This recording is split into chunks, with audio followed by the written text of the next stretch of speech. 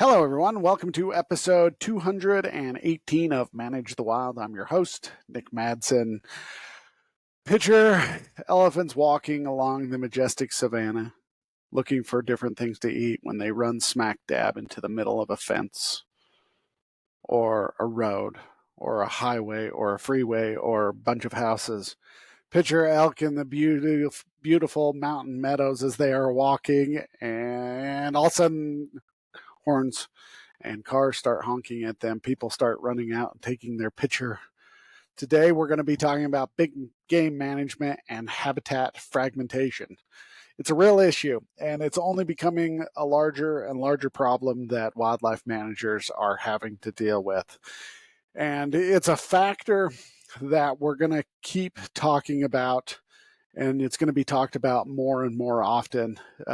Think of like Estes Park, where in Colorado, everybody's living and all these animals are coming in and people are dealing with it.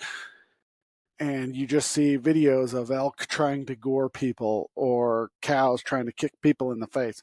Well, that's only going to become more and more often as that urban sprawl spreads into those areas. And today, that's what we're going to talk about.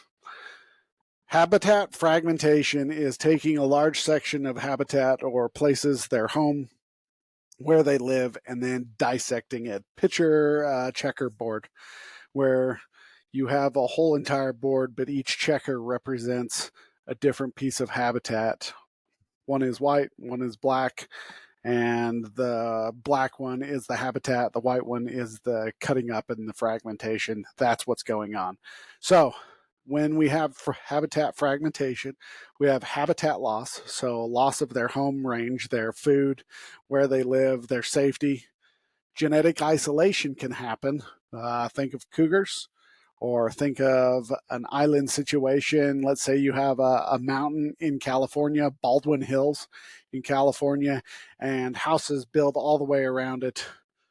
Or more likely, you have freeways. We have a range here in northern Utah that used to be a very popular mountain range, and then there was highways and houses built on one side of it, and a highway and high fences built on the south end of it, and then a highway built on the, and so we got highways built all the way around, and it's difficult for animals to move now because we have isolated it. So certain areas like this can face some genetic isolation. Human wildlife conflicts, that seems to be just what everybody talks about. Everybody is happy with wildlife or everybody hates wildlife. Depending on where you're living, you could have a lot of conflict.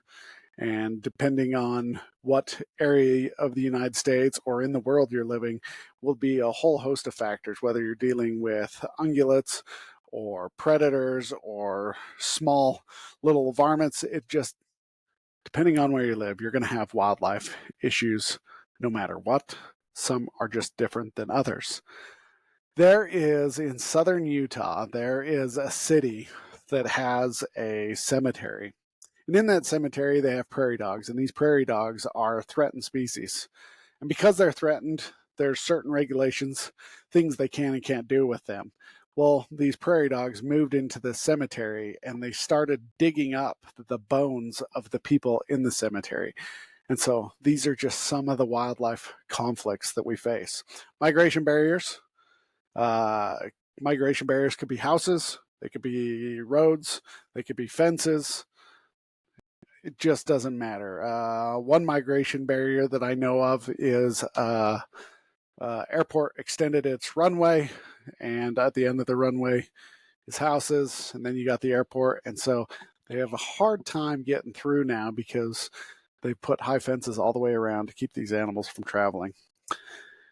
But it's not just land mammals that we could be talking about. We could be talking about habitat fragmentation if we're putting dams in rivers, habitat fragmentation for waterfowl.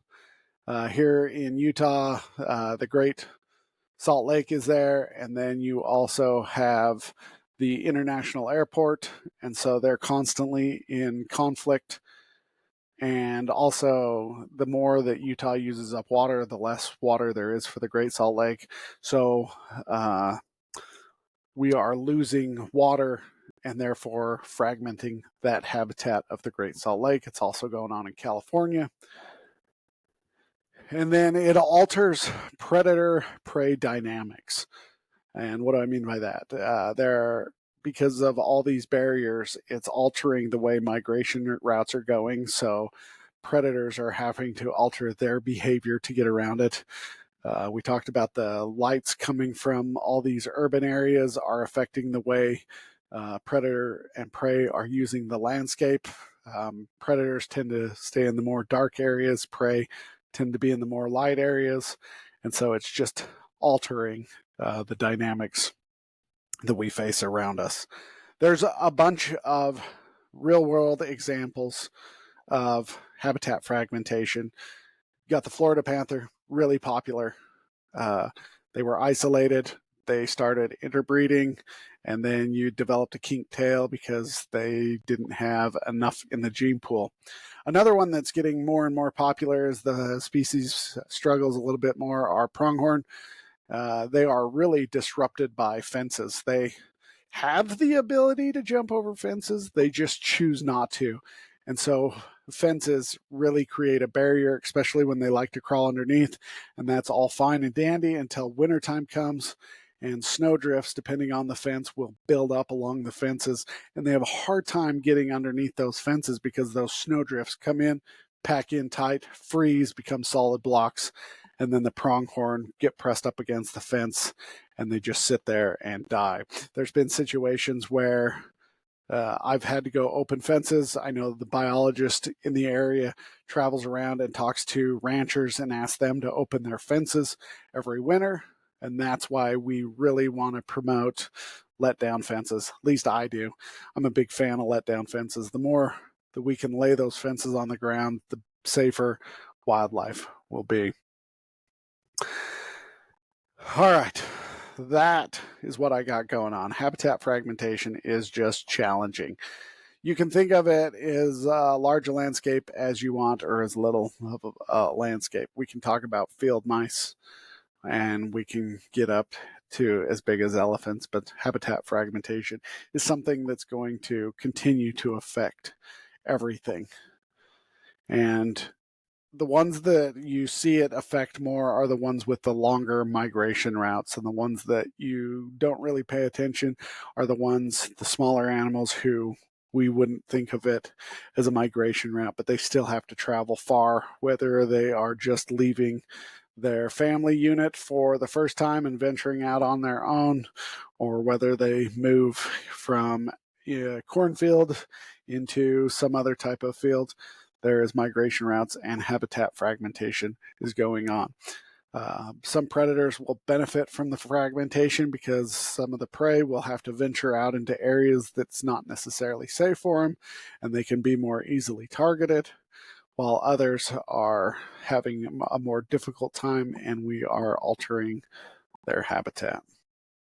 There are challenges everywhere, and migration corridors are a huge thing, and reducing that amount of fragmentation is huge.